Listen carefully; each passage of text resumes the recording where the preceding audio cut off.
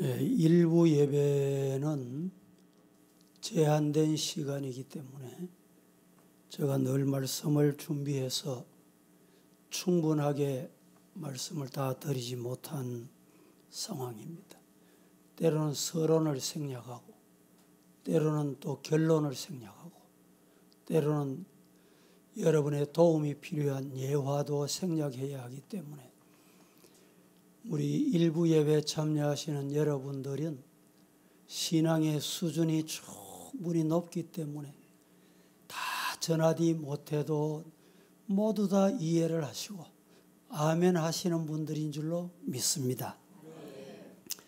오늘 또 정결한 삶, 정결한 삶이라 하면 성도의 삶, 성도의 삶을 살기 위해서 규례를 주셨습니다. 규례, 법도, 율법, 계명을 주셨습니다.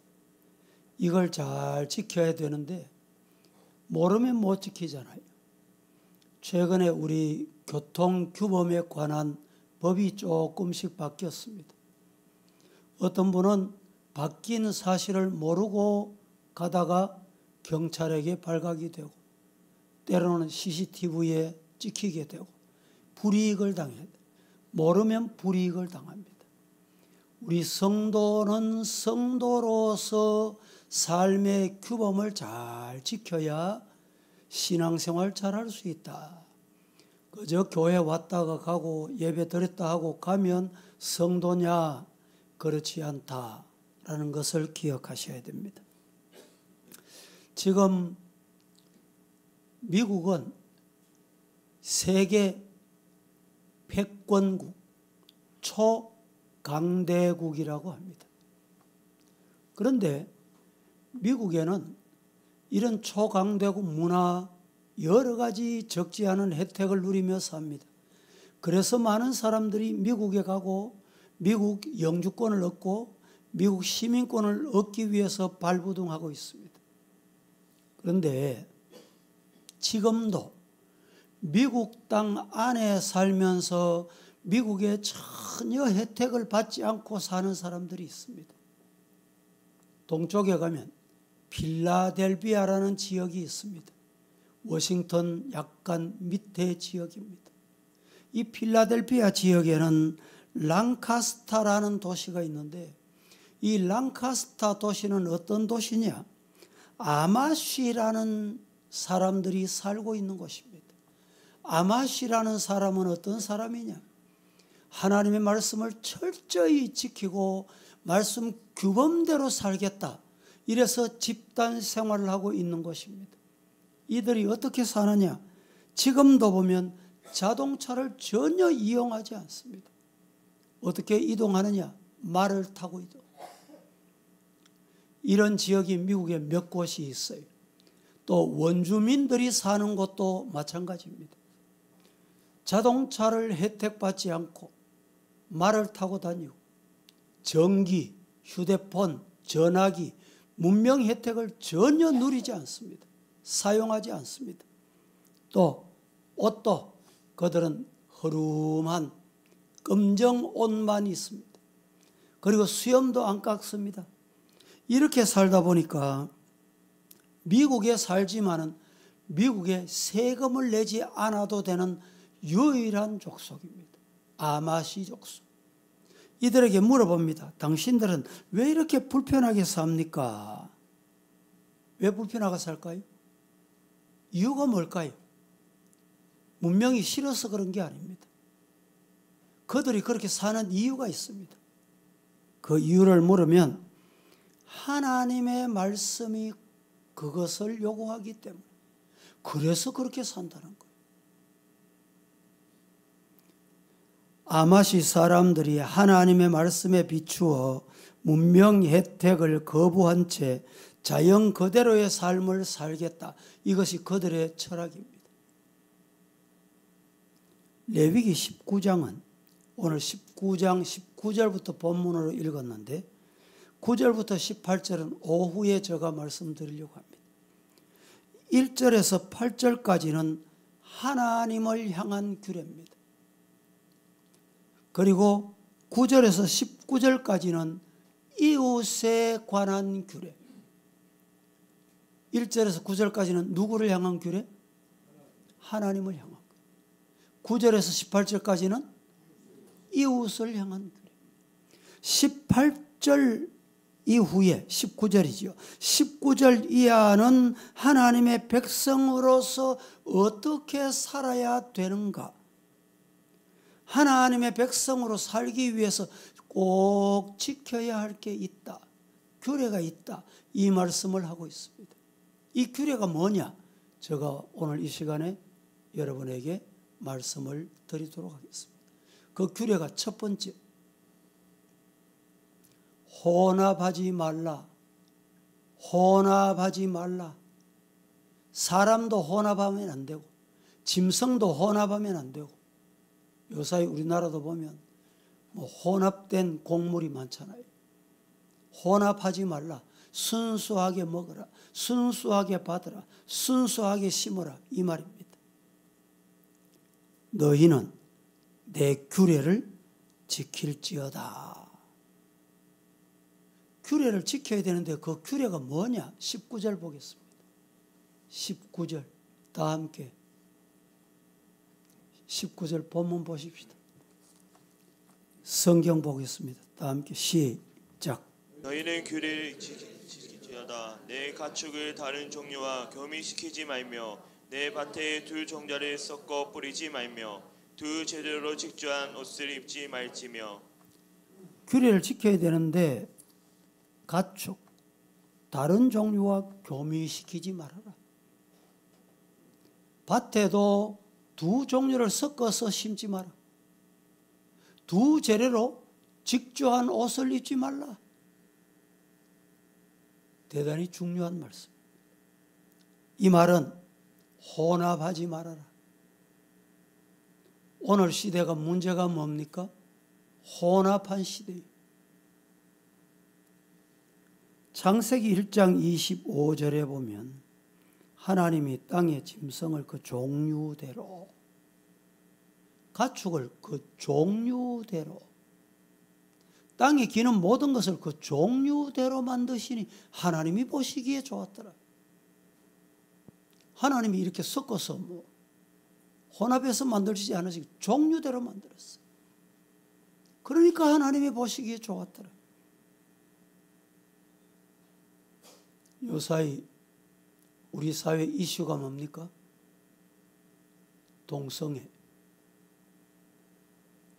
어떻게 하다가 이렇게 혼합한 시대에 가다가 동성애까지 왔는지.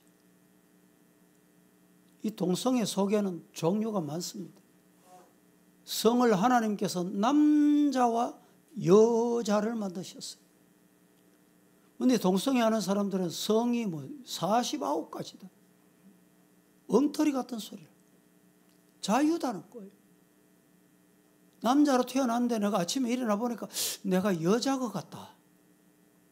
인정해 주라는 거예요. 내가 여자로 태어났는데 저녁에 보니까 아이고 나는 남자 같다. 인정해 주라는 거예요. 이 혼합한 시대. 이것이 어디까지 가느냐? 종교까지 왔습니다. 종교. WCC 대회가 뭡니까? 종교 혼합입니다. 기독교도 좋고 예수도 좋고 불교도 좋고 석가모니 불러도 좋고 캐톨릭도 좋고 마리아도 좋고 이게 뭡니까? 혼합. 모슬렘도 좋다는 거예요. 최근에 우리나라에 진돗개가 유명했잖아요. 근데 진돗개도 이제 세월이 흐르면서 혼혈이 돼가지고 이게 진짜 진돗개입니다. 이 말을 어떻게 합니까? 순진돗개. 순진돗개 붙여도 이게 못 믿겠다. 그래서 여러분 진돗개는 족보까지 만듭니다. 족보까지 만들어가 진짜라는 거예요. 혈통이. 먹는 것도 그렇잖아요. 참기름 하면 참기름인데 참기름. 그것도 모자라가 참기름. 왜 이런 말이 자꾸 나옵니까? 혼합한 시대라는 거예요. 교계도 복음 복음. 그러면 돼요. 그럼 복음입니다. 이 복음 가지고 안 되는 거 순복음.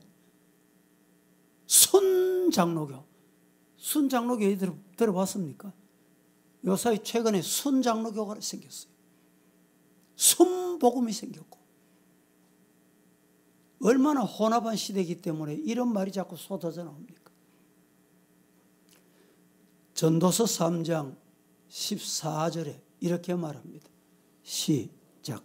하나님께서 행하시는 모든 것은 영원히 있을 것이라. 그 위에 더할 수도 없고 그것에서 덜할 수도 없나니 하나님이 이같이 행하심은 사람들의 그의 앞에서 경외하게 하려 하심인 줄을 내가 알았도다. 더할 수도 없고 그것에서 덜할 수도 없나니 하나님이 이같이 행하심은 사람들이 그의 앞에서 경외하게 하려 하심인 줄을 알아라.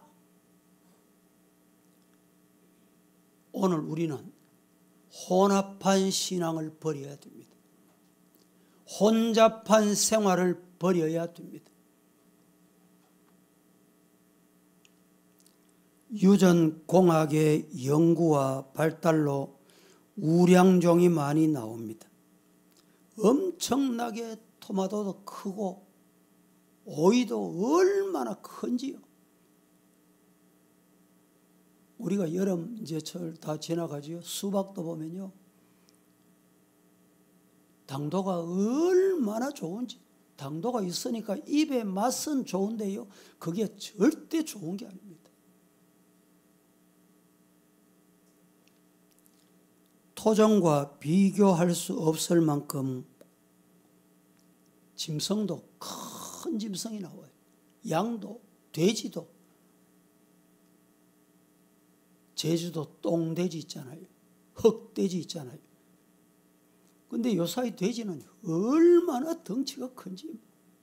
이 재래종. 순수한, 순결한 이런 시대가 필요합니다.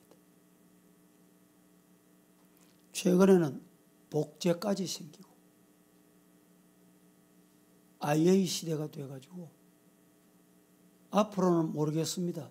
남 목사가 이 자리에 없어도 남 목사 대리하는 AI가 나와가지고 이 설교하고 똑같아요. 똑같아. 신명기 22장 9절에 이렇게 말하면 내 포도원에 두 종자를 섞어 뿌리지 말아라. 그리하면 네가 뿌린 씨의 열매와 포도원의 소산을 다 빼앗긴대. 포도도 최근에는 종류가 얼마나 많이 나왔는지. 빼앗긴다. 빼앗기게 된다. 이 말은 영어 성경에 보면 더럽혀진다. 더럽혀지지 않도록 이렇게 말합니다. 종자가 혼합하면 하나님의 창조 질서에 더럽힘을 가져온다는 것입니다. 여러분, 오늘이 이 말씀을 우리에게 이해해야 되는 내용이 뭐냐? 왜 이 말씀을 우리가 받고 알아야 되느냐? 이걸 영적으로 접목해야 돼. 영적으로. 영적인 생활에 우리가 이것을 꼭 기억해야 됩니다. 1차적으로 하나님의 창조의 법칙에 근거해서 자연, 질서 이것을 지키라는 말입니다. 이 자연 질서를 안 지키다 보니까 교권이 무너졌다. 교권이 왜 무너집니까? 이유가 뭡니까? 고개 숙인 아버지. 왜 아버지가 고개 숙여야 돼요?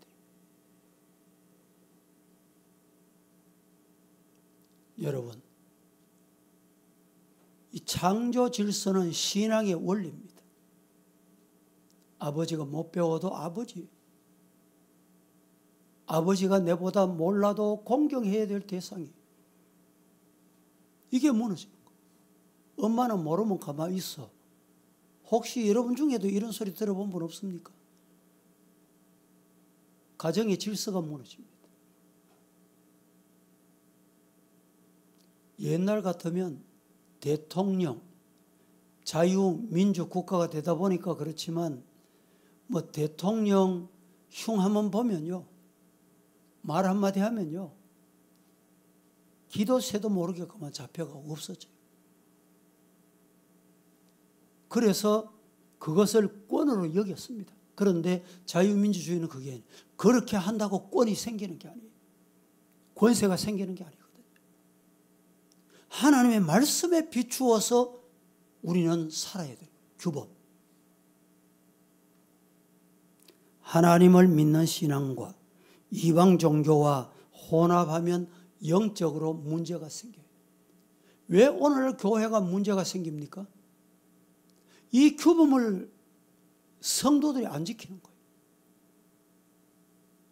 아이고, 목사도 뭐 똑같은 뭐 사람인데 누가 똑같은 사람 아니라 했습니까? 질서에 따라서 살라는 거예요. 질서. 26절에 이렇게 말합니다.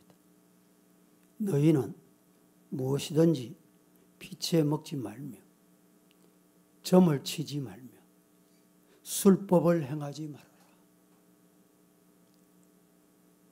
31절에도 너희는 신접한 자와 박수를 믿지 말며 그들을 추종하여 스스로 더럽히지 말라. 나는 너희 하나님 여호와다. 여러분, 신접한 자, 박수, 이런 자들은 한마디로 우리 주변에서 무당을 말합니다. 무당. 성도들이 늘 말씀을 드리지만 나를 받는 것도 누구를 찾아가는 것도 뭘 묻는 것도 죄송합니다만은 우리 자녀를 낳으면 과거에는 목사님 이름 지어주세요. 그리고 우리 성도들 가정의 자녀들 제가 기도하다가 이름 지어준 분이 많습니다. 그런데 어떤 분은요, 이름 짓기 위해서 장명하는 데 간대요. 장명. 묻지 말라 했잖아, 성경에서.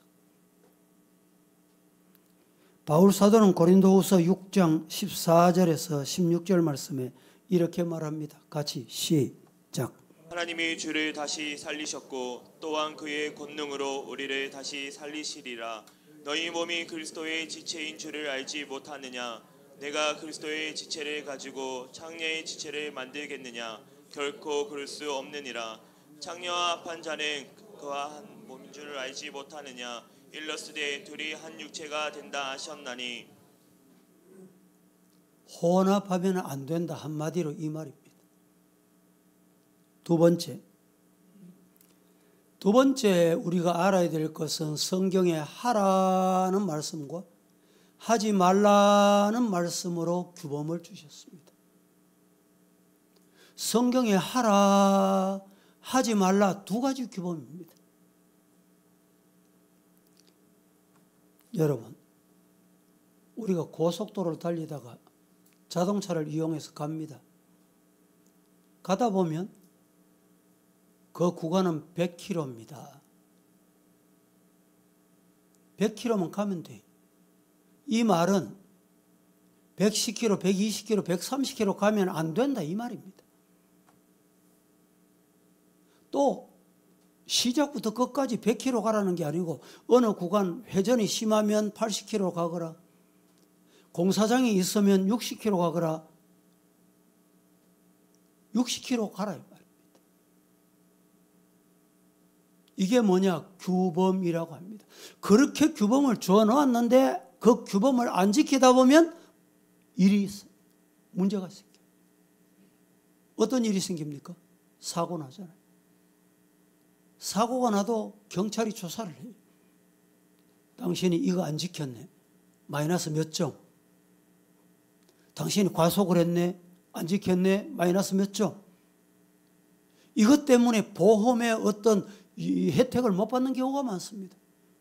그렇게 하라는데 왜 그렇게 안 했냐는 거예요.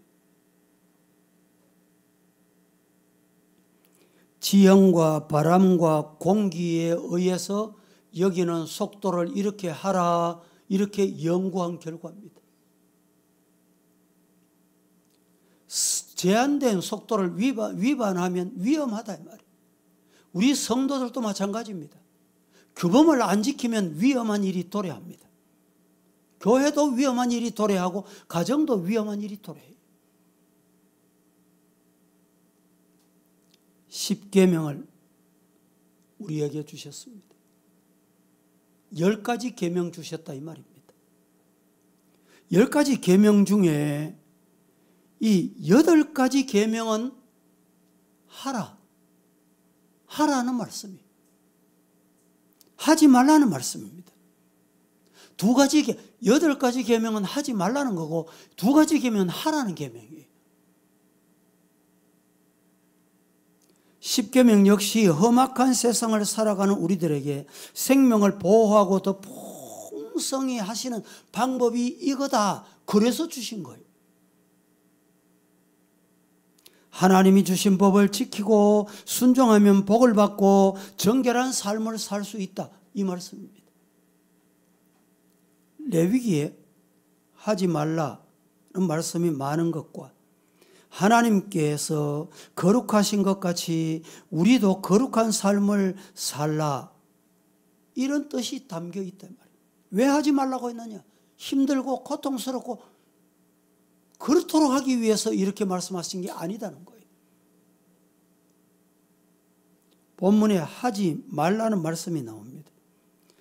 각종 과목을 심었으면 3년 동안에는 열매를 따지 말라는 거예요. 아직 할례 받지 못한 것이 뭐로? 먹지 말라 이 말입니다. 23절 한번 보실까요?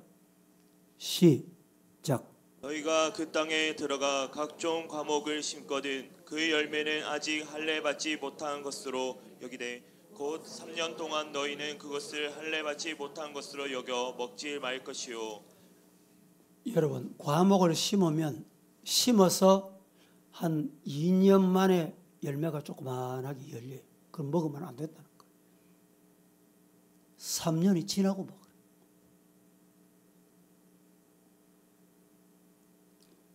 성경을 모르는, 성경을 알지 못하는 농부들도 이 원리를 지켜요. 이 원리. 필로라는 유명한 학자가 있는데 이 학자는 3년 이내의 과실은 작고 시큼하고 야생적이라 맛이 없기 때문에 때로는 그 과일에는 독이 있을 수 있기 때문에 먹지 말라 이렇게 말했습니다. 레위기 19장 26절에 이렇게 말합니다. 같이 보겠습니다. 시작. 너희는 무엇이든지 피채 먹지 말며 점을 치지 말며 술법을 행하지 말며. 예. 너희는 무엇이든지 피채로 먹지 말아라. 피는 생명의 근원이기 때문에 성경 전체를 통하여서 식용을 금했습니다. 생명의 주인은 하나님이시고 모든 생명에 존엄하다는 것을 우리에게 교훈해 줍니다. 과거에는 사과를 따도 사과나무가 큼지막하게 사람이 올라가서 따고 이랬는데 최근에는 보니까 사과나무가 외나무에 가지가 없어요. 가지가 없는 이 외나무에 사과가 얼마나 많이 달렸는지 농부가 올라가야 될 이유가 없어요. 이렇게 시대가 많이 변합니다. 하지만 우리가 영적으로는 혼합하지 말자. 신앙도 여러분 사회 나라가 변하고 환경이 변한다고 그걸 자꾸 주장하면 안 돼요. 사회에서 내가 이 분야 전문가인데 교회는 이 전문가가 아니잖아. 이러시면 안 된다는 거예요. 이 사회과하고 혼합하면 안 돼요. 기도하겠습니다. 거룩하신 하나님, 오늘 또 성도의 삶을 위해 지켜야 할 규례의 말씀을 우리에게 주셨습니다. 믿음 생활 말씀대로 할 수 있도록 은혜 주옵소서. 예수님의 이름으로 기도합니다. 아멘.